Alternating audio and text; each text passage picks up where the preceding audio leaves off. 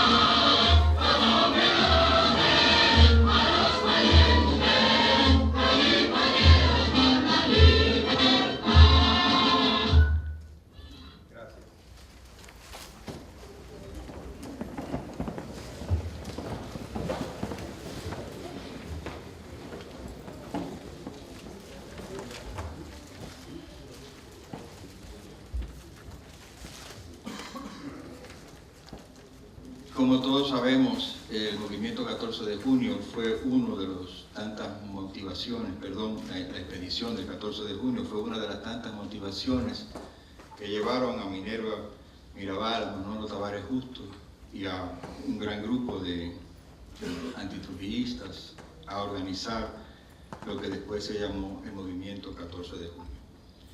Y esta noche estamos en un encuentro con la memoria, conmemorando los 50 años de la desaparición, del asesinato de Manolo Tavares Justo. Uno se pregunta por qué en el Centro León tenemos sesiones que se llaman Encuentros con la Memoria. Y quizás uno tiene que pensar en lo que implica el olvido para entonces poder entender la importancia de la memoria. Generalmente, el olvido no se obtiene por una decisión voluntaria, sino que el olvido muchas veces se construye. se va formando por diferentes mecanismos.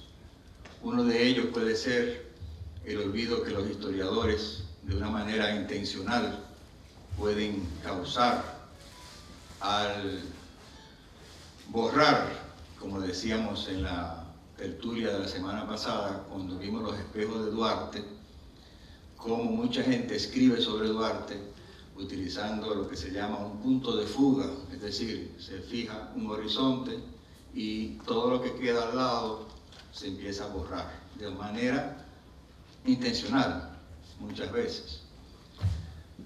Es decir, que hay una intención en la causa del olvido, y esa intención puede venir de los propios historiadores, de la propia gente que escribe sobre la historia, y también puede venir de estratos no democráticos, grupos antidemocráticos, que precisamente, como dice ahí, utilizan estrategias de silencio, utilizan la estrategia de borrón y cuenta nueva, o utilizan también otros mecanismos para activar el olvido, porque con él se consigue evitar algún recuerdo que no se quiere lograr. Y como dice Neruda, pero las cosas no se aclaran nunca con el olvido y el silencio. Y por eso es que hay que prepararse en contra del olvido. Y los temas, los llamados para evitar el olvido, se realizan continuamente tratando de reactivar la acción ciudadana. Hace poco, precisamente, una hija de Manolo y Minerva, Minú, acaba de publicar un libro, y que por cierto tendremos a Minú aquí en febrero, en el mes de la patria, para comentar ese libro. Y es precisamente un epistolario, un conjunto de cartas que se intercambiaron Manolo y Minerva durante mucho tiempo, y que fueron conservadas por Manolo y fueron archivadas por él en álbumes, y fueron luego transmitidas a sus hijos. Y Minú tuvo la suerte de guardarlas siempre hasta que llegó el momento en que ella cree que es necesario que la gente la conozca. ¿Y por qué ella cree eso? Precisamente, esas son palabras de ella el día que puso ese libro en circulación en Santo Domingo. Y parte de estas palabras son esas, una llamada de atención a que nosotros hemos utilizado el pasado como bálsamo, como para callarnos, o como más bien para frizar las cosas allá en el pasado, y que lo hemos utilizado también, lamentablemente, dilatando la aplicación de esas lecciones del pasado. La transición entre pasado y presente la hemos dilatado demasiado y no hemos llevado a la práctica muchas de esas lecciones. Ese llamado de Minú es precisamente una de las motivaciones también de este acto de esta noche, y para nosotros como centro cultural tenemos la obligación de, si nosotros nos llamamos aquí muchas veces los encargados de diseminar un patrimonio, los encargados de cuidar el patrimonio, los encargados de catalogarlo y también de cómo se usa el patrimonio, nosotros también tenemos muchas preguntas que hacernos como institución cultural. Y esas preguntas son las que promueven cada 2 meses, cada 3 meses, una sesión que hay en nuestro programa de todo el año que se llama Encuentros con la Memoria. Encuentros con la Memoria no es para quedarnos en el pasado, ni para decir, eso fue así como ocurrió. La función principal de estas sesiones es precisamente de la última de las que está aquí abajo. ¿Cómo vamos a tratar el pasado? ¿Congelándolo asépticamente como que eso no nos afecta? ¿O relacionándolo con el presente y vislumbrando alternativas para el futuro? Solamente si nosotros conseguimos que estas sesiones logren eso, es que tienen sentido estas sesiones. Y por eso nosotros estos encuentros los guardamos para que sirvan también de reflexión a otras audiencias que no pueden venir aquí o que no han podido llegar hoy aquí, y entonces están todos esos encuentros con la memoria, están todos depositados en la mediateca del Centro León, y también los utilizamos en otros programas. Es decir, entonces, que la memoria no está desligada del presente.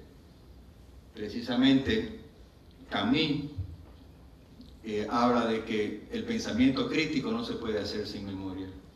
Y Juan Gelman, ese periodista argentino convertido en escritor profundo y tremendo, nos dice que perder la memoria implica perder parte de los recursos para hacer frente a las realidades del presente. En otras palabras, que la transmisión de la memoria, conservarla y transmitirla, difundirla, analizar la memoria, son actos necesarios para pensar el cambio y para hacerlo posible. Es decir, como dice Aróstegui, la memoria es imprescindible para abordar el futuro y solo es útil si con ella podemos construir mejor el mañana. Y este principio de la gente que estudia la memoria nos debe también dar una idea de qué es lo que uno se propone.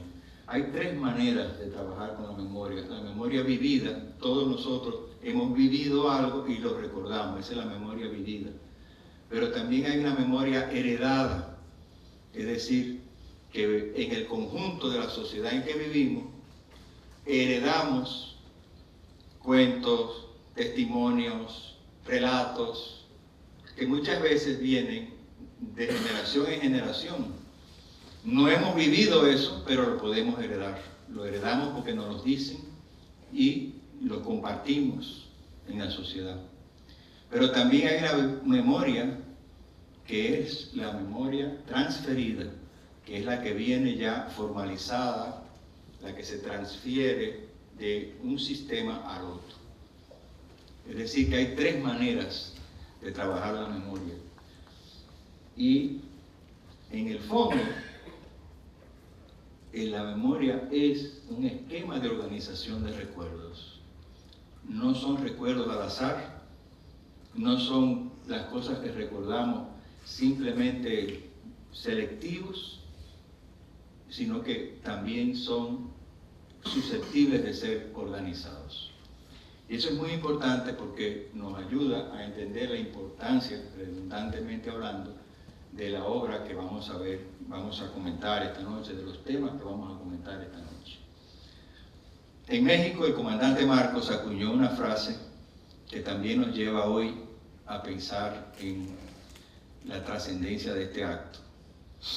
Y es que este acto se hace hoy, el Día de los Derechos Humanos. Con esto queremos decir que cuando empezamos a mover estos temas, no son inocentemente. Los temas que se mueven con la memoria terminan haciendo justicia si se hacen bien. Y hoy es el Día de los Derechos Humanos, y uno de estos derechos precisamente es el de estar bien informado para poder defender esos derechos. Y una manera de estar bien informado es debatiendo, trabajando en grupo, conociendo y teniendo la suerte de tener facilitadores que nos ayuden, como Rafael Salbuz Mejía, que nos ayuden a hacer ese trabajo. Rafael Salbuz Mejía acaba de publicar este libro que se llama 50 años después, Manolo 50 años después. Él es escritor, ustedes lo conocen muy bien, como líder político y también como investigador. Nació en Nagua en el año 1942 y es miembro fundador del Partido Comunista del Trabajo. Ha laborado como columnista de los diarios El Nacional, El Nuevo Diario, Última Hora y El Caribe. Entre sus libros publicados se encuentran Golpe a Golpe, La guerrilla del decoro, Cuesta arriba, He aquí la izquierda, Por dónde avanzar, Habla Merardo Germán, un guerrillero de Constanza. Otra de sus publicaciones también figuran textos como el Diccionario Biográfico de los Restauradores de la República Dominicana y el reciente libro que hemos hablado de Manolo Tavares Justo, líder del movimiento revolucionario 14 de junio. Pero Rafael Salbut Mejía también es muy conocido en medios como estos porque es en el ambiente cultural una persona que se ha destacado constantemente por un esfuerzo apasionado para rastrear las raíces de nuestro ritmo nacional, el merengue. Su obra, Antes de que te vayas, Trayectoria del merengue folclórico, ha sido catalogada como el único libro que trata exclusivamente del merengue típico. Está lleno de información biográfica también sobre los músicos típicos más importantes de antaño. La Universidad Autónoma de Santo Domingo, en el año 2011, le entregó a Rafael Salbut Mejía el título de profesor meritísimo de la Facultad de Humanidades por sus méritos, por sus grandes aportes a la historia de los orígenes de la música típica y su vigencia para ser renovada en la actualidad. Y en este nuevo libro, que corresponde, ya son 13 obras que tiene Rafael, él analiza no solamente la vida de Manolo, sino el origen del movimiento 14 de junio, así como las vicisitudes que tuvo que atravesar su líder, Manuel Aurelio Tavares Justo. Este libro también tiene un estudio que se centra en la lucha librada por Manolo contra el régimen de Trujillo y después en los años posteriores de la muerte de Trujillo. Para ambientar las palabras que va a pronunciar ahora Rafael, nosotros buscamos aquí en el Centro León el fondo Bernard Dietrich. Bernard Dietrich fue un periodista norteamericano, porque ya está retirado, un periodista para mí neozelandés, pero que vivió en Estados Unidos, que registró todos los incidentes ocurridos en la isla, tanto en el lado de Haití como República Dominicana, en los últimos 5 años de la década del 50 en adelante. Y él fue testigo de todo lo que ocurrió alrededor de la muerte de Trujillo. Tiene un libro sobre eso, excelente, por cierto. Y también él fue el primer periodista, trabajaba para Time y Life, las dos revistas de Estados Unidos, el primer periodista que anunció al mundo la muerte de Trujillo. Dietrich tiene una extensa documentación para poder hacer todos estos trabajos. Él no solamente trabajó aquí, él trabajó en todo Centroamérica, en México, pero todos sus documentos, todas sus fuentes de trabajo, todas sus fotografías, que son miles, son cientos de negativos, él los tenía sin archivar bien, pero los tenía todos en muchos archivos, y don José León decidió adquirir ese fondo documental para que después que se ponga todo catalogado, nosotros lo podamos poner en valor. Y aquí en el Centro León tenemos 2 años trabajando el fondo Dietrich. Pedro José Vega es el coordinador de esos trabajos y él ha seleccionado unas cuantas fotos con la ayuda de sus asistentes, unas cuantas fotos que yo les voy a mostrar del ambiente de los años 61-62, en que surgió el 14 de junio en Santo Domingo sobre todo. Este fondo se llama Fondo Bernard Dietrich in Memoriam de José Eduardo León Cabral, y tiene fotografías, yo creo que si les digo 50.000 negativos, les estoy diciendo poco. Yo no sé si serán, todavía estamos registrando negativos y negativos y más. Y prontamente, después, dentro de un año, vamos a hacer posiblemente una exposición con estas fotos.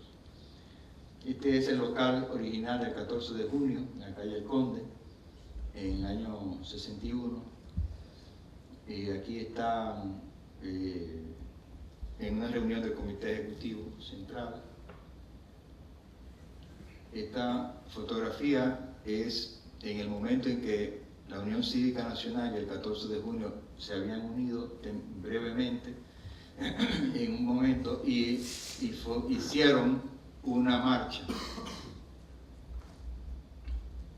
Parte del ambiente en que se vivía. Esta es fotografía ya donde se puede ver también detrás la agrupación política 14 de junio, el letrero, y la manifestación donde se le pedía a la OEA que no le quitara las sanciones a los Trujillo para lograr de esa manera, a la República Dominicana, para lograr de esa manera la salida de Trujillo. Es parte de ese piquete. Y esta es una fotografía de Life, una fotografía precisamente de la revista que trajo a Bosch, a Viriato Fiallo y a Manolo en el año 62, antes de las elecciones. Y aquí está, en el 62, la famosa marcha hacia el Parque Independencia, donde se conmemoró el 14 de junio del 62, 3 años de la expedición, con la famosa frase que dijo al final Manolo. Ya había terminado su discurso y prácticamente todo lo que estaba leído, y ustedes se recordarán de esta frase porque ha sido luego, después, muy utilizada, porque prácticamente lo comprometió a él dentro de su vida política a la insurrección y a la guerrilla. Y con ustedes Rafael Chalhut para hablarnos más de eso.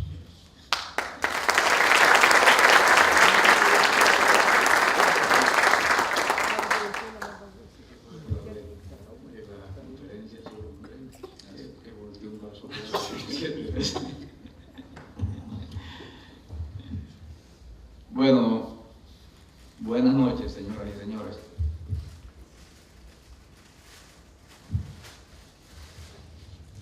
Doy las gracias al Centro León, en la persona de mi querido amigo, mi tocayo, doctor Rafael Emilio Yunen.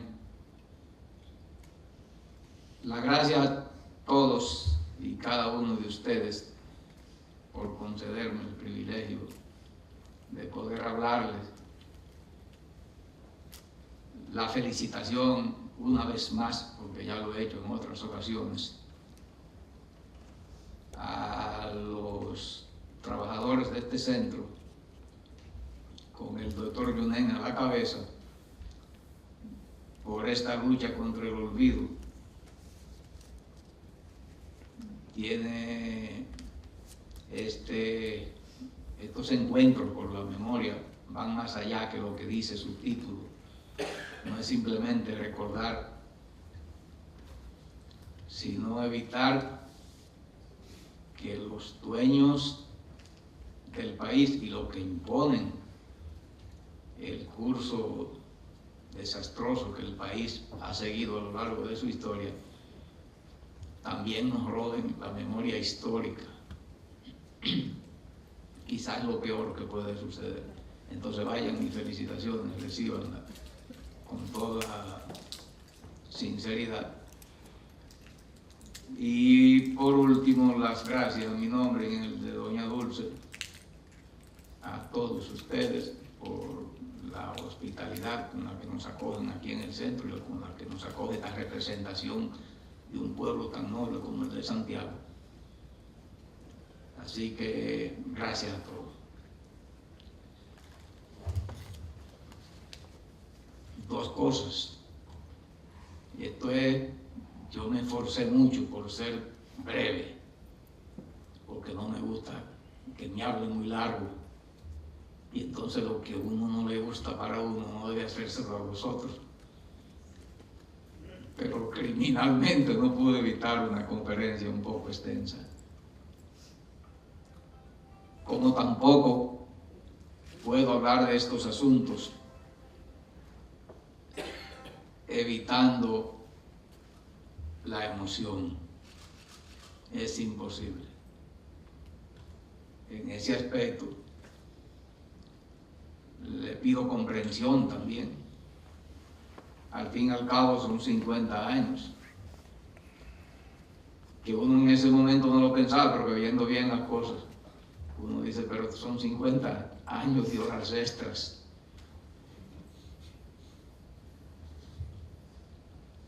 El 30 de julio de 1961, menos de 2 meses después de haber sido ajusticiado el tirano Rafael Trujillo, quedó formalmente constituida la agrupación política 14 de junio, continuación directa del movimiento del mismo nombre, que en las más oscuras condiciones de clandestinidad y del terror trujillista organizaron los hombres y mujeres de la resistencia interna inmediatamente después del sacrificio heroico de los expedicionarios de Constanza, Maimón y Estero Hondo. La tiranía descubrió aquel movimiento en su propia cuna y a partir de las redadas de enero de 1960, los asesinatos y las torturas una vez más llenaron de luto a familias completas y hasta poblaciones enteras. Tal fue el caso de este mismo Santiago, que a causa de la matanza de los panfleteros, rescatadas del olvido por el doctor Ramón Antonio Heras en una obra de extraordinario valor, perdió en una sola noche de aquel trágico enero alrededor de 30 jóvenes, casi niños, llenos de amor por la libertad. Pese a todo aquel terror, el 14 de junio no pudo ser destruido. Y al salir ahora a la luz pública se mostró enseguida como una fuerza robusta y promisoria que levantaba como bandera el programa mínimo, recuperado de las tumbas sin nombres y ennoblecido por la sangre de los héroes y mártires de junio de 1959. Documento en el cual con sorprendente brevedad se condensaban las aspiraciones democráticas y progresistas del pueblo dominicano. Al momento del 14 de junio salir a la luz pública existían otras organizaciones de izquierda, como el Movimiento Popular Dominicano, el Partido Socialista Popular y, de muy corta duración, el Partido Nacionalista Revolucionario. Pero el 1J4 era sin duda alguna la más fuerte y numerosa. Parecía una fuerza colosal surgida de la nada, nacida de las tinieblas y el silencio fúnebre que impuso la tiranía. Y aunque sus integrantes venían del sufrimiento y el martirio, ese movimiento creció rápidamente, entre otras cosas, porque contaba entre sus mejores haberes con la autoridad moral que había ganado merced al heroísmo, la vergüenza y el valor demostrados cuando parecía que la conciencia ética y todas las virtudes humanas se habían perdido para siempre en el abismo de inmoralidades de la dictadura. Como símbolo de todas esas grandes virtudes, como personificación más elevada de todas estas cualidades, se destacó Manolo. Es sabido que en los procesos de cambios sociales se conjugan méritos y valores que por regla general se condensan en una sola personalidad. Y aquel proceso produjo Manuel Aurelio Tavares Justo, Manolo en el cariño de sus compañeros y de su pueblo, joven abogado nativo de la noroestana región de Montecristi, cuna a su vez de tantos combatientes ilustres y escenario de tantos acontecimientos históricos gloriosos. En sus tiempos de estudiante universitario, Manolo, que al salir del presidio contaba apenas con 31 años de edad, había formado parte de la Juventud Democrática, que actuó por un breve periodo como núcleo de la oposición interna, y en 1955 la vida le otorgó el privilegio de casarse con Minerva Mirabal, una mujer excepcional, una visionaria, dotada de una inteligencia y movida por una fuerza interior que le permitieron convertirse en alma esencial de la resistencia antitrujillista. Se dice que fue ella la que, al producirse el resonante triunfo de la Revolución Cubana en un encuentro entre jóvenes opositores, llamó con vehemencia a sus amigos y compañeros a poner mano a la obra. Porque si Cuba había podido liquidar el gobierno corrompido y sanguinario de un dictador militar como Fulgencio Batista, nosotros aquí podíamos hacer lo mismo con Trujillo. Así, Manolo tuvo en Minerva a su esposa, su compañera de luchas y hasta cierto punto su mejor orientadora, en razón de la sólida formación que ésta poseía y de que hasta por el hecho de ella llevarle 5 años tenía más experiencia que su esposo y compañero. Aunque al salir Manolo a la acción pública no podía contar con ella, porque en el clásico zarpazo de agonía de su dictadura decadente, Trujillo la hizo asesinar junto a sus dos hermanas, Patria y María Teresa, y a su compañero de luchas, Rufino de la Cruz, el 25 de noviembre de 1960.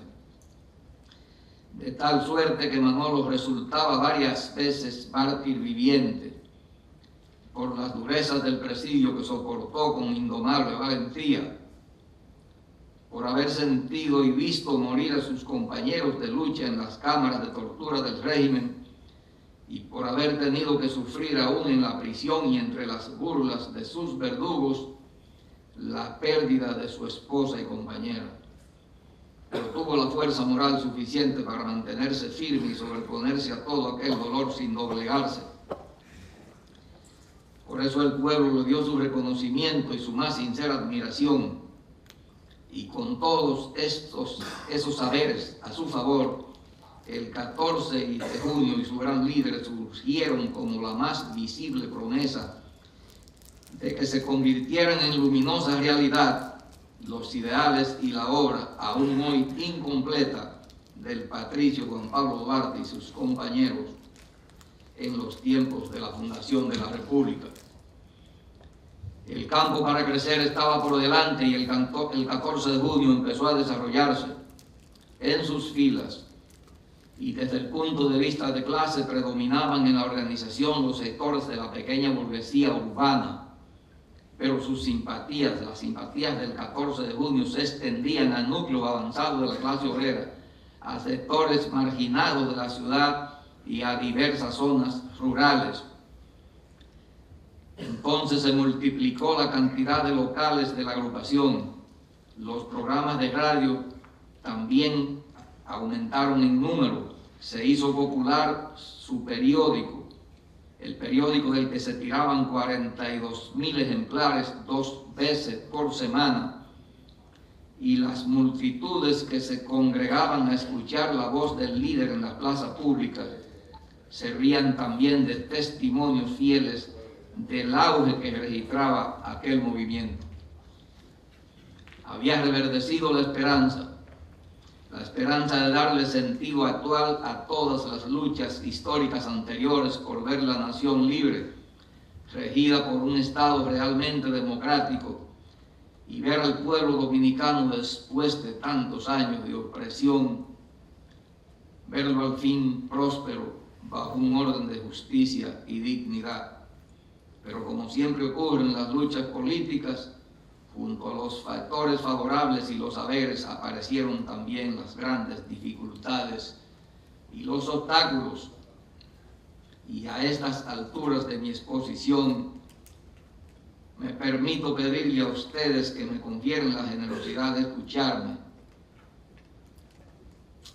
que les recomiende ponerse en guardia y muy respetuosamente pedirles que no veamos con los ojos de hoy los hechos y las acciones de aquel entonces.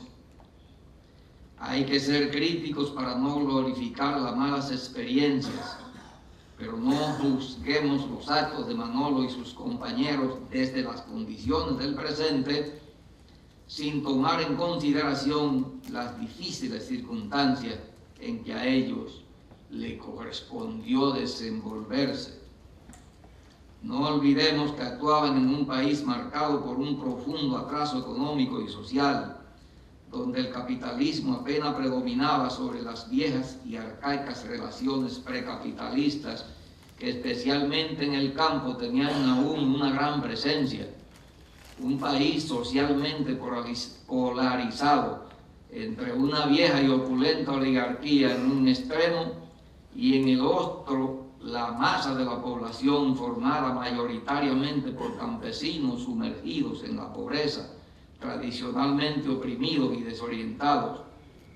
En medio de esa polarización existía una burguesía media compuesta por medianos y pequeños comerciantes, por hacendados y productores agrícolas de mediano rango económico, y por industriales manufactureros basados principalmente en el procesamiento de materias primas de producción nacional, a los cuales los monopolios y los abusos de la tiranía mantuvieron frenados en su desarrollo. Y en medio de esas complejidades sociales estaban las capas y estamentos de una pequeña burguesía sumida en una inestabilidad insuperable, sin cohesión económica, débil en lo social, sin norte ni horizonte político. Y fue precisamente en ese sector social, que fue el más activo en el combate a Trujillo, donde encontró el 1J4 su principal base de sustentación. De esas capas y sectores sociales, el 14 de junio asimiló el ímpetu y el heroísmo, pero a la vez cargó con los vicios y las veleidades de que siempre ha sido portador la pequeña burguesía, que en este caso estaba impaciente y ansiosa por avanzar hacia nuevos horizontes, por lograr cambios políticos y sociales que le permitieran ascender en la escala social, y aquellos estados de ánimos impacientes gravitaron con fuerza en la conducta política del 14 de junio y determinaron en gran medida la radicalización vertiginosa que se produjo en el seno de esa organización. Entre tanto, la vieja oligarquía había formado su propio partido, la Unión Cívica Nacional, que apareció el 11 de julio de 1961 montada en el sentimiento antitrujillista de las masas y dispuestas a combatir a los trujillistas y a Balaguer y sus asociados para sustituirlo en el mando y en el disfrute de los privilegios que en cierta medida el déspota ajusticiado no le permitía disfrutar a plenitud. El Partido Revolucionario también había regresado del exilio, pero asumió una política de clara conciliación con el trujillismo bajo el argumento de que lo importante era promover las luchas sociales, perdiendo de vista los líderes de ese partido, que en aquel momento se estaban ante un problema nacional esencialmente político, ante la necesidad política de la liquidación total de la tiranía, paso sin el cual era del todo imposible alcanzar la democracia, lograr la libertad y conquistar y lograr cualquier conquista de tipo social. A esto se agregaba, entre los grandes obstáculos y dificultades a que aquella joven promoción de dirigentes tenía que hacerle frente, a todo aquello se agregaba la injerencia norteamericana. Los agentes yanquis que desde mucho antes de la liquidación de Trujillo seguían de cerca, metían sus manos y movían sus fichas para garantizar una tradición bajo su propio control. Cientos de miles de catorcistas entraron en una irrecuperable disgregación. Muchos se hundieron para siempre en la pasividad y el desaliento, y otros pasaron a cerrar filas en los partidos del sistema, en los cuales los principios políticos y los fines que se persiguen están cada vez más lejos de los que marcaron la conducta de Manolo y su partido. Además, la desaparición de Manolo y el 1J4 le dejó el paso más expedito, más libre. Le quitó el obstáculo que su resistencia representaba a la corriente del conservadurismo que se ha impuesto en el país con toda su carga de vicios y antivalores, hasta llegar a la situación actual cuando la nación y la conciencia moral de la sociedad parecen a veces a punto de sucumbir bajo el embate de una corrupción cada vez más desenfrenada. Sin embargo, también 50 años después, Manolo vive, sigue peleando, se levanta y crece unas cuantas pulgadas en cada lucha de su pueblo, en cada esfuerzo serio por enderezar el rumbo torcido de su patria. Vive también en la herencia que nos deja y que mantiene fresca su vigencia. Y así como el precio de su sangre señaló el rumbo de lo que había de hacerse en la lucha por la vuelta a la constitucionalidad en aquel tiempo, hoy sigue marcando el horizonte de lo que falta por hacer. Él luchó por una auténtica democracia, con sustancia social y con reglas claras. Y esa bandera sigue teniendo actualidad, mucho más ante esta inoperancia de las instituciones del país. Luchó por ver la patria libre y soberana sin injerencia extraña, y ese es un sueño de Duarte, primero que de cualquier otro, sigue siendo un objetivo por lograr.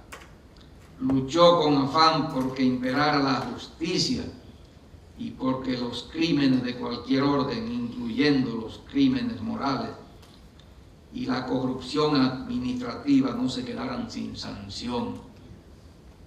Y a pesar de todo lo que se habla de los cambios en la justicia, perdónenme que lo mencione de nuevo, pero yo contemplo la lucha del compañero amigo doctor Negro Vera para que ante un crimen tan evidente como la tentativa de asesinato de Jordi tenga que mantener su lanza en ristre, como decía Don Quijote, y pelear una batalla de opinión pública que yo pienso que ahora no se valora, tal vez en toda su dimensión, pero que en el mañana habrá que tomar como referencia, como un ejemplo de que si no abre los ojos y se mantiene así, cuando viene a ver ese crimen alevoso, se queda sin sanción también.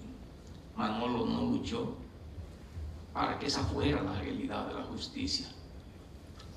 Luchó porque se castigaran los autores de tantos crímenes durante 32 años casi, porque se sancionaron, se quedaron todos, casi todos, sin sanción. Se sancionaron los asesinos de su esposa, de sus cuñadas y todos sus compañeros, porque la justicia funcional, él era abogado, e incluso sus propios compañeros de lucha, algunos de los cuales han estado en la prisión, se le burlaban en la cara. Entonces, ¿quién no se radicaliza en esas condiciones?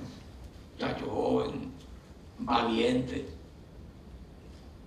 cualquiera dice me voy para la loma porque aquí no hay otra solución. Entonces eso lo refiero, aunque es un detalle muy personal y casi subjetivo, pero lo refiero no para que se perdonen las fallas, pero sí para que se tenga en cuenta en cuáles circunstancias se luchaba y hasta cuáles aspectos pudieron haber influido en esa decisión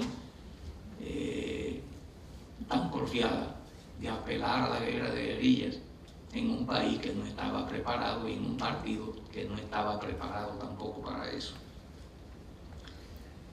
Luchó por una justicia sin los escándalos que suelen producirse en estos tiempos, cuando la impunidad parece haberse convertido en ley. Manolo nos deja igualmente como ejemplo su nobleza política. Aunque llamó a no votar en las elecciones del 20 de diciembre de 1962, reconoció los resultados de la misma, a diferencia de los otros, los de la vieja oligarquía, que quedaron aplastados en las votaciones. Una derrota clara en unas elecciones que la organizó el Consejo de Estado de ellos mismos, y no reconocieron el triunfo ajeno y se lanzaron a la sedición y hundieron el país en todo lo que ha venido después.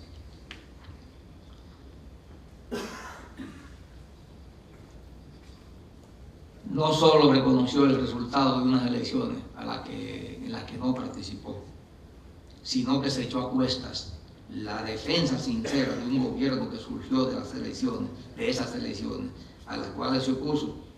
Y cuando se produjo el golpe, Manolo dio su sangre preciosa por la restitución de ese gobierno.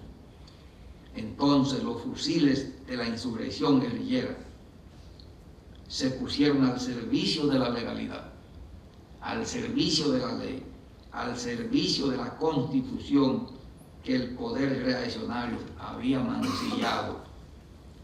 Recuerdo que la consigna nuestra era que nos llevaran a juicio. Juicio de los guerrilleros estaba en las paredes de las ciudades. Se encontraba ese letrero porque el triunvirato que se instaló inmediatamente después del golpe no tenía base legal para someternos. Los que teníamos la ley éramos nosotros, los guerrilleros, los insurrectos. Aquel gran líder que anhelaba una revolución de liberación nacional dio un ejemplo también de nobleza y de flexibilidad. Al momento de lanzarse a la acción armada, puso en segundo plano sus propios objetivos estratégicos, y esa es una lección para las organizaciones de izquierda de hoy, y asumió lo que la parte más esclarecida y avanzada de la sociedad demandaba, la del orden democrático y la del gobierno legítimo. Queda de Manolo toda esa valiosa herencia moral que hoy más que nunca debe servir de bandera de combate. Él y sus compañeros de lucha y de martirio ejercieron la política como verdaderos servidores públicos. Dieron su vida movidos por ideales grandiosos. Es cierto que le faltó la madurez que no podían haber adquirido, ya he insistido mucho en eso, dadas las condiciones históricas en que surgieron y actuaron. Por eso hay que ser justos al evaluarlos, sin silenciar sus fallas, aprendiendo de ellas para no repetirlas, pero teniendo en cuenta que si de alguna forma se puede hablar de sus errores, hay que admitir que aquellos fueron errores nobles, empezando por el honroso error de aquel que, aunque a destiempo protesta con toda dignidad ante un ultraje histórico, se sacrifica y da su sangre en la flor de su vida por la causa democrática de su patria. Por eso vale tanto la herencia ética y moral de Manolo y sus compañeros, especialmente hoy, cuando no pocos hombres públicos entran siendo pobres a la política y poco después exhiben una irritante opulencia sin que puedan siquiera explicar mínimamente el origen de sus fortunas.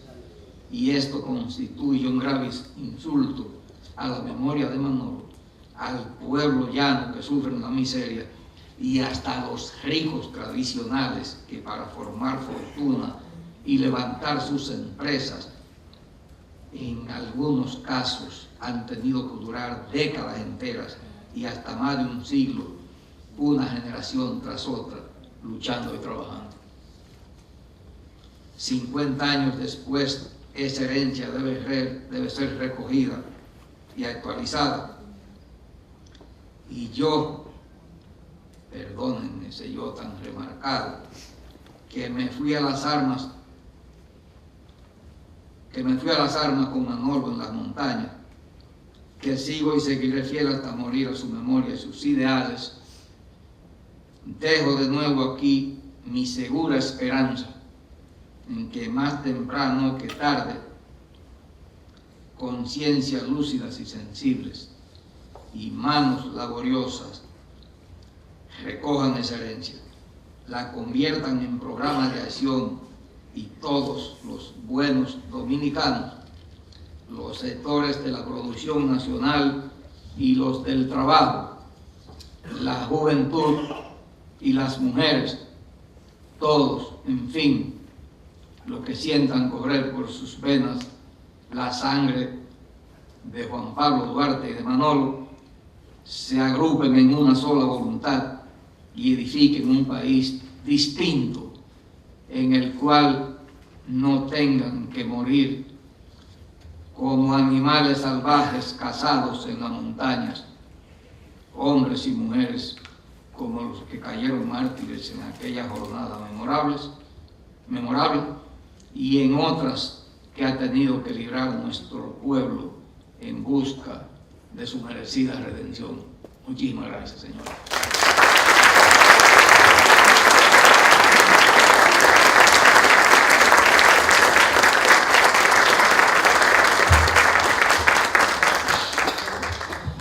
Muy bien, abrimos nuestra sesión de preguntas, comentarios.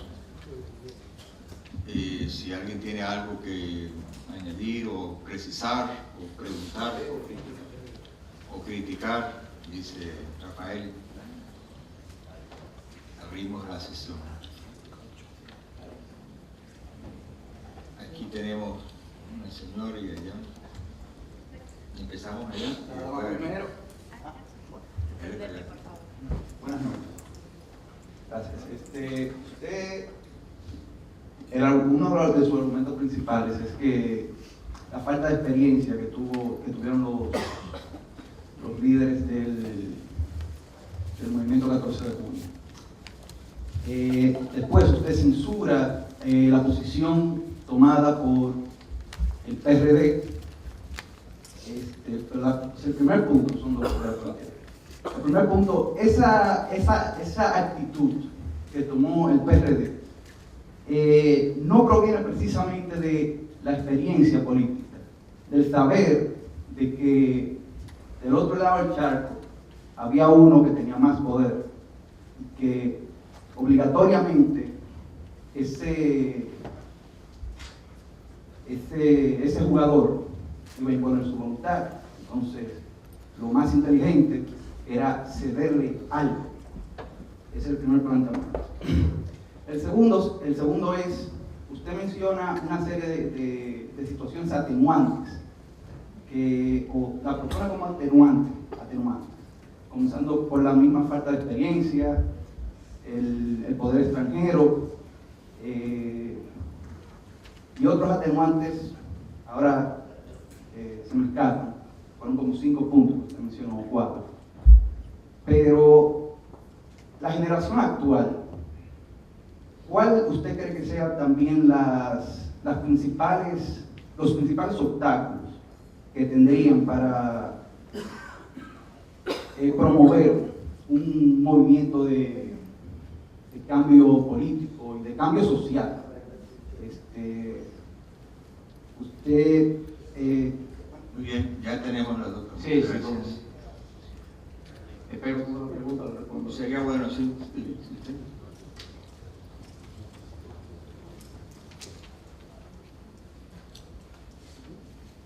Sí, muy buenas noches a todos los presentes. Mi pregunta es, ¿cuántas personas quedan vivas de los miembros que pertenecían al comité central del movimiento 14 de julio?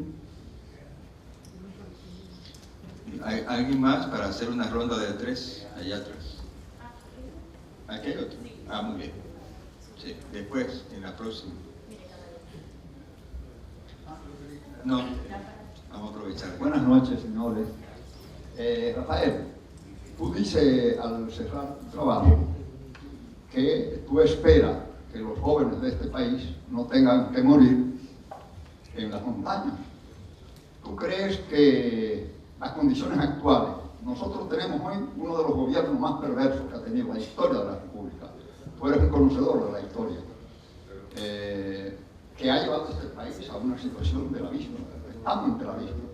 ¿Crees tú que se puede, la política en este país se ha convertido en un gran negocio? El PLD tiene capacidad para comprar cientos de siglas y lógicamente eso lo llevará y lo mantendrá en el poder. ¿Podrán las fuerzas más sanas de la sociedad seguir detrás de eso o prepararse para seguir el ejemplo de lucha que llevan las viejas izquierdas, encabezada por Manolo, aunque yo no comparto su vida a la montaña? Gracias.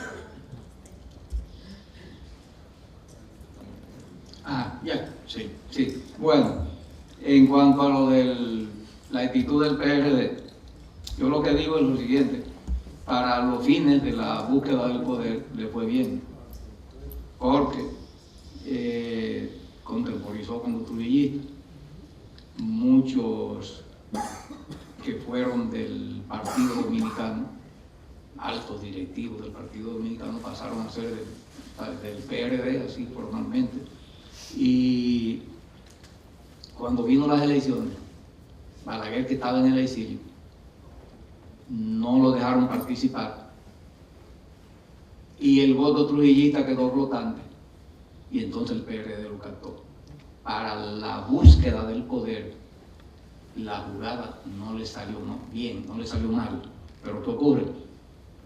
Los mismos militares, por ejemplo, trujillistas, bajo el mismo concepto del trujillismo, bajo la misma bandera del anticomunismo, 7 meses después derribaron ese gobierno. Pero hay otra cosa: por el hecho de que el adversario fuera fuerte, eso no justifica que usted tenga que transigir con él. Y lo otro es que el problema en ese momento era desarraigar el trujillismo, liquidar la tiranía desde sus raíces, no solo la estructura física institucional y los métodos del trujillismo, sino la cultura trujillista, que todo eso quedó en pie. Y todavía hoy, fíjate lo que estamos bregando con Trujillo aquí en Constanza el día pasado, dicho había un meeting trujillista. Entonces era el deber, porque usted puede estar haciendo maniobra y alcanzar el poder y ejercer los 7 meses, pero el asunto es otro. Su pregunta tenía una segunda parte. ¿Qué pueden hacer los jóvenes de hoy? Bueno, es parecido a lo que el compañero Miguel Ángel dice. Yo decía al final de la exposición que esa herencia de Manolo sigue siendo una bandera tan actual como nunca. Aquí hay que tomar ese ejemplo en su mano. Todos esos puntos por los que Manolo luchó, algunos de los cuales están en el programa mínimo de los expedicionarios del 59, que fue la bandera inicial del 14 de junio, mantienen una vigencia: la lucha por la justicia, la redención de los campesinos, el combate a la pobreza, el manejo decente de los fondos públicos, el ejercicio de la política, así mismo, porque es terrible, el ejercicio de la política con nobleza, con vocación de servicio. Señores, pero yo voy a darle un dato. Aquí hubo más de un joven acomodado, no muerto de hambre, acomodado, que ocultó enfermedades agudísimas para que no lo dejaran. Preferían ir a dar su sangre en la montaña y dar su vida allá. Entonces, un patriotismo y una nobleza y una vocación quizás más allá de lo aconsejable para el martirio. Entonces, compañeros, yo pienso que la tarea de la generación de hoy es sumamente grande. Esa no puede permanecer pasivo. Hay una tercera pregunta. Ajá. ¿Cuántos Sí. Yo no sé realmente, compañero, cuántos miembros del Comité Ejecutivo del 14 de junio quedan vivos. Se han muerto muchos. De los guerrilleros, en el acto de la guerrilla murieron 29. De ahí para adelante son 50 años, señores. Yo soy un afortunado, pero miren que tranca aquí. Muy bien, vamos a la segunda ronda. Escúcheme, compañero, Perdón. de 14 que éramos nosotros del Frente Guerrillero en el que yo participé, quedamos vivos 5. De manera que el tiempo hace lo suyo también. Muy buenas noches, ¿qué tal? Mi nombre es Víctor Ramírez y le tengo la siguiente pregunta. A mí me gusta mucho la política porque yo siento que a través de ella se pueden lograr los cambios que requiere nuestro país. Pero a veces uno no sabe cómo, porque mucha gente plantea cosas diferentes. Algunos plantean que hay que alzarse con las armas, otros plantean que hay que hacer vida política con un partido o simplemente crear conciencia de la población. ¿Cuál es el punto de vista suyo? O sea, en el momento de ahora, nosotros los jóvenes, ¿qué opción deberíamos tomar para lograr eso? Y quiero concluir con una observación, la siguiente. Que nosotros tenemos que aprovechar la libertad que tenemos ahora, o sea, seamos jóvenes, viejos, lo que sea. Porque piensen, ¿qué no habrían hecho Manolo, o Orlando Martínez, o Minerva, o el mismo Francisco Alberto Camaño? ¿Qué no habrían hecho en los tiempos de libertad que nosotros tenemos ahora? Muchas gracias. Muy bien, pero comentando por lo último, quizás la libertad que tenemos no se hubiese logrado sin el sacrificio de él. También, una cosa hay que decir la otra. Yo creo que lo que hay que formar hoy es un ejército político, con la bandera de la defensa de la nación en la mano, que fue la bandera de Duarte, la de Luperón, la de Manolo y la de todos los patriotas. Y el grupo León Jiménez dice, por una mejor nación. No hasta el grupo León Jiménez, sino incluso el grupo León Jiménez dice, por una mejor nación. Un ejército político es lo primero. Si tenemos esa libertad de la que usted se refiere, no hay necesidad de apelar a las armas. Las armas que necesitamos es las armas de la convicción, del convencimiento, del trabajo. Como dijo Manuel, la revolución no es una palabra, sino el resultado del trabajo constante, del trabajo consciente de cada uno de nosotros junto con el pueblo. Convertir eso en credo y formar un verdadero ejército político que no puede tener como contingente más activo sino a la juventud. Y ese es el emplazamiento de la juventud de hoy. ¿Entendido, compañero?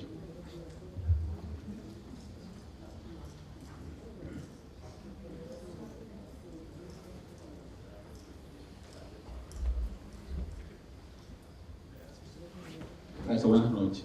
Andrés Blanco, médico, abogado, ecologista y más que nada un ciudadano. Yo quiero, más que una pregunta, agradecerle en nombre de mi generación. Yo apenas soy un hombre que acabo de cumplir 48 años el 30 de noviembre, así que no tuve la oportunidad de ser testigo presencial de estos hechos. He tenido la oportunidad de documentarme, producto de la educación formal y la inquietud particular. Pero en nombre de mi generación yo quiero agradecerle a usted, un hombre que tiene, yo conté su edad, 71 años, ya mi mamá tiene 72. En marzo cumplo 70. Y yo quiero, en nombre de mi generación, agradecer su aporte. Realmente usted insistió bastante en algo que a mí me llamó la atención de su breve conferencia y de sus vivencias compartidas, que fue la falta de institucionalidad que tiene este país. No es un problema de un hombre, es un problema del sistema, de que nuestro país no tiene instituciones fuertes, de que la voluntad de uno arrastra a mucha gente, como los chivos.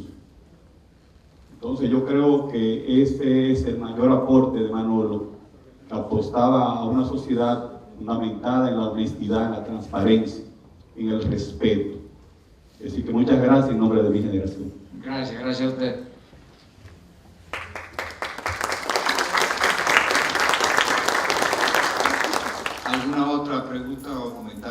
aquí tenemos 2 y con eso terminamos.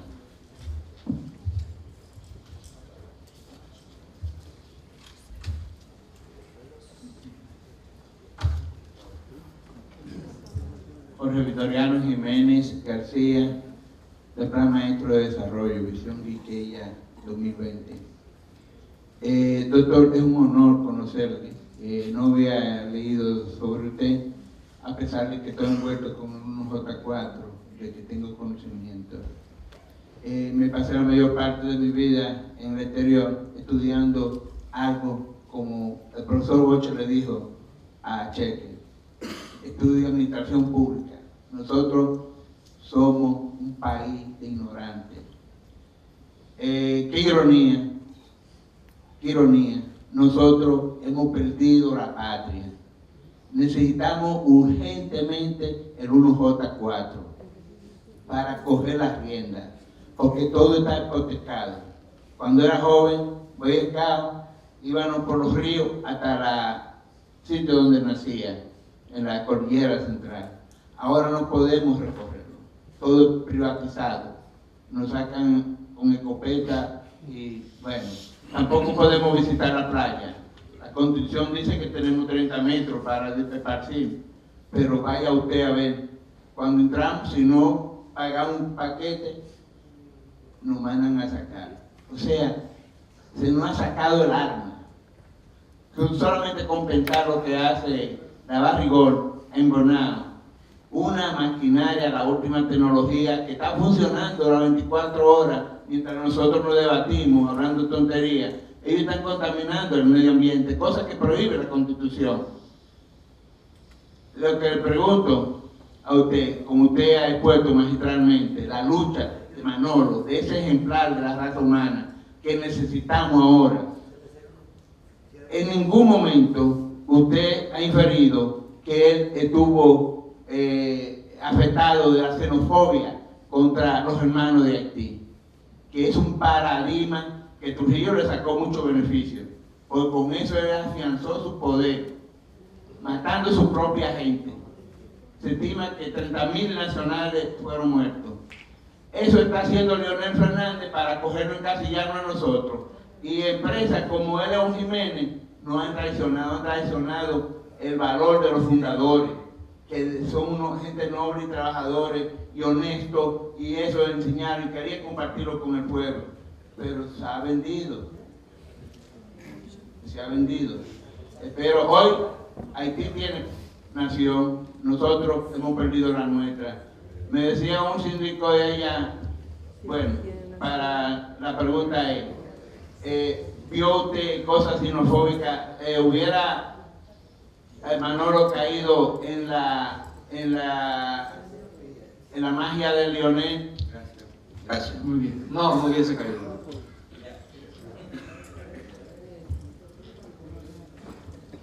Yo solamente te voy a hacer una simple pregunta. Tenemos la impresión de que el 14 de junio fue lo que se subió a la montaña solamente. Entonces yo quisiera preguntarte si cuando ellos toman el camino a la montaña, ¿había algún movimiento interno? Y si había un movimiento interno, ¿por qué nunca se ha hablado de él? Un movimiento interno de... urbano. Ya, sí.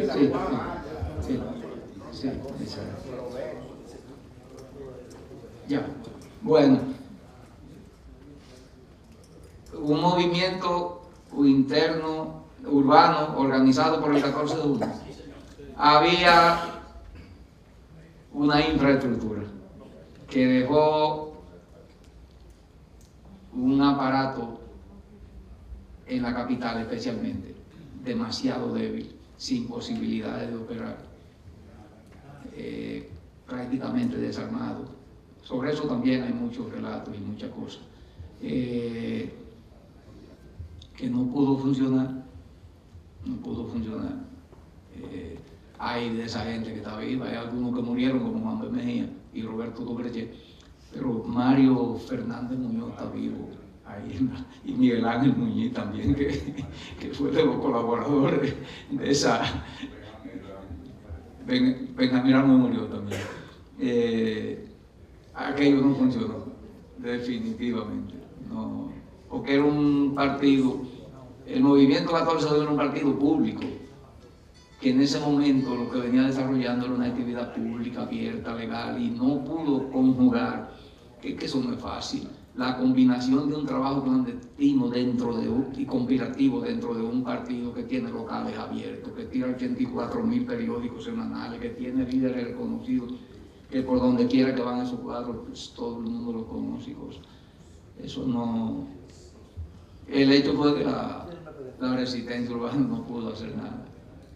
Tiraron unos volantes donde decía que se habían librado muchísimos combates y cosas, y que para darle ánimo a la gente, pero no más. Señores, muchísimas gracias.